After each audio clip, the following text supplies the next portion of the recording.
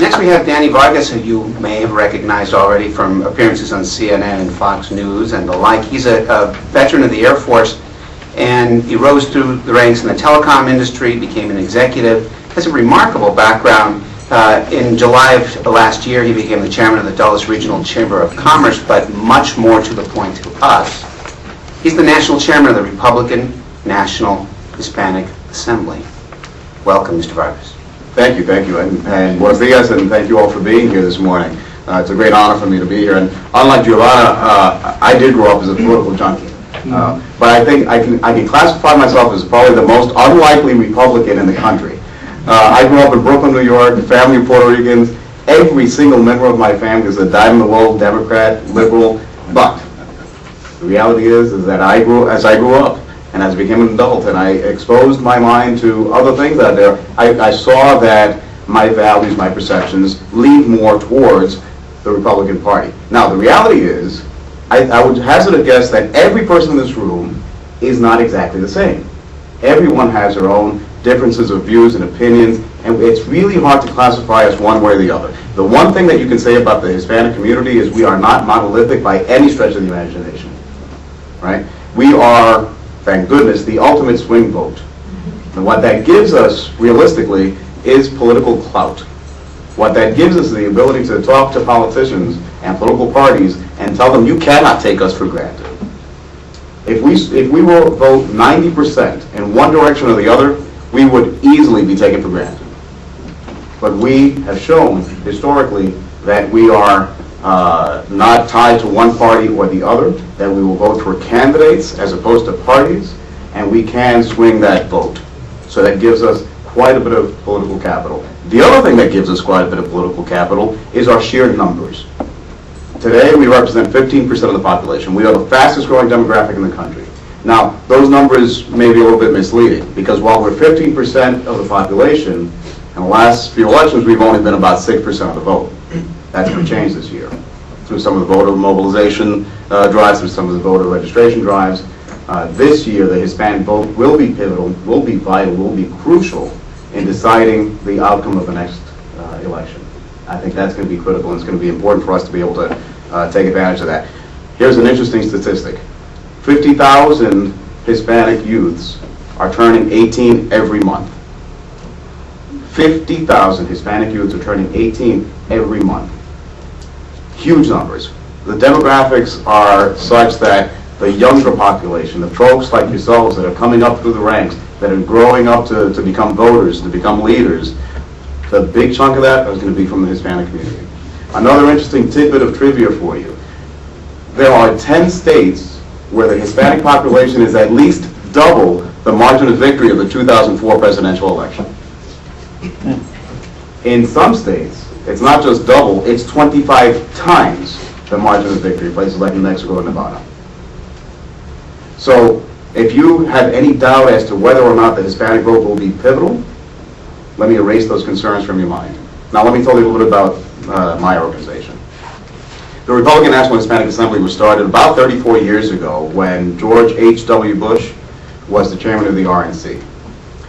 Between him and Richard Nixon, they came to the realization that there had to be a concerted effort on behalf of the Republican Party to reach out to the Hispanic community because of the fact that it was a growing demographic and because of the fact that they understood the fact that there were natural synergies between the core basic Republican values and the values of the Hispanic community. So they made this concerted effort. After campaign finance reform, we were forced to break off from the RNC and become our own organization. So today we are a 527 political organization. We've got state chapters in 24, 25 states throughout the country. And what Giovanna said is true. The way you make a difference, the way you capture hearts and minds politically is not at the national level up on a mountain. It's in the streets, in the neighborhoods, the communities, towns, counties, and states throughout this country. Being able to talk to people, engage folks, and it's not just flying in on a parachute in September and asking for your vote in November. It's a concerted, full-time effort. You've got to be on the ground and be able to show and demonstrate that you care about the things that they care about and that you're willing to roll up your sleeves and work hard to make a difference and achieve results. That's how, from a candidate's perspective, you're able to win elections. The other thing I would like to say is that For the Democrats who think that they have got the Hispanic vote locked up and don't have to keep it and work to keep it, they're mistaken. For the Republicans who think that they can't win the Hispanic vote, that it's a lost cause and they shouldn't work for it, they're also mistaken. Each and every candidate who wants to win in November has to step up and make that concerted effort to try to get the Hispanic vote. From a partisan perspective, we know that it's gettable. George Bush won 44% of the Hispanic vote in 2004. We know that Arnold Schwarzenegger, even in 2006, won 40% of the Hispanic vote in California. Kay Bailey Hutchison in Texas won 44% of the Hispanic vote. So it's winnable, it's gettable. In 2006, the Republican Party dropped in general from 44% in 2004 to 29% in 2006. That's a 15-point drop. A 30% gap between the Republican vote and the Democratic vote. Why? Probably a lot of it was due to the rhetoric associated with the immigration debate. And it was rhetoric. And every opportunity, part of my job and my role is to have an impact on the party, and it's part of my job to tell them to go back to the basic core principles that party first brought me to them. And that's were things that we share in common with the Hispanic community. Family, faith, freedom, future opportunities. My party is at its best when it talks to people's hopes and dreams and aspirations, not fears and angers and desperations. So that's part of my job, is to remind leadership within the Republican Party, locally, at the state level and at the national level, that that's where they need to get back to. And the other point to make is that while you've got more Hispanics that classify themselves as Democrats, you've also got more Hispanics that classify themselves as conservatives, to Professor King's point. So the last point that I'll make, and I'll pass it on, is the fact that it's not just immigration. Immigration is a big issue, but that's not the only issue that is of concern to the Hispanic community. There are things like education, there are things like the economy and jobs and healthcare and crime and the war in Iraq and healthcare. All of these issues are issues that we need to be concerned with, that we need to be able to talk to folks in a rational, reasonable, sensible, adult way if we hope to be able to capture that vote.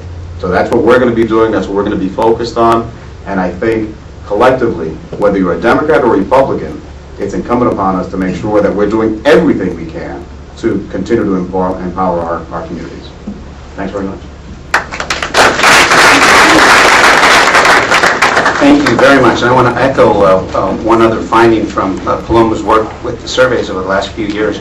The Hispanic vote is much more aligned around the ideas of family and faith than the traditional white liberal vote is. So that's an important area for both of the parties to recognize. The other thing that's interesting is that despite levels of economic growth in the Hispanic community in the United States, there's a remarkably high degree of optimism. In the public opinion polls, Hispanics are much more optimistic than we would expect them to be. So maybe that speaks to remarkable resilience and faith in the future.